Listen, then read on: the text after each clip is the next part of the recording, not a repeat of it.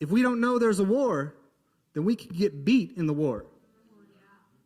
The tactics of the enemy is to do things in a sneaky way where we don't know what he's doing.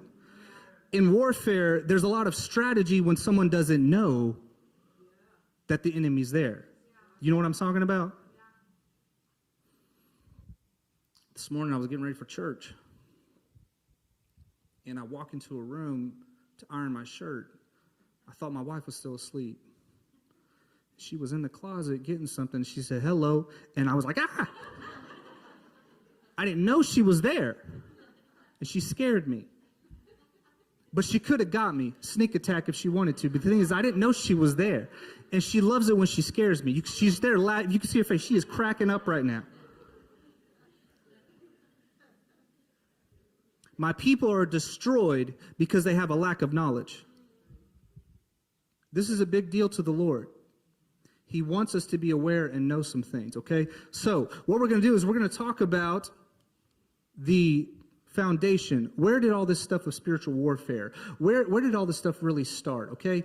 In Ezekiel, 28, and Isaiah 14, we get some history of what I call heaven, history of heaven, some things that happened in the storyline of heaven, okay? We see that there's this angelic divine being that was created by God called Lucifer. And he was created with a purpose in heaven. He was actually a cherubim. Is it cherubim? Cherubim? Cherubim.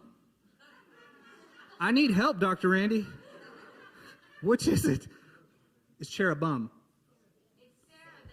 It's cherubim. Then what's the cherubim? Anthony, you want to take a step?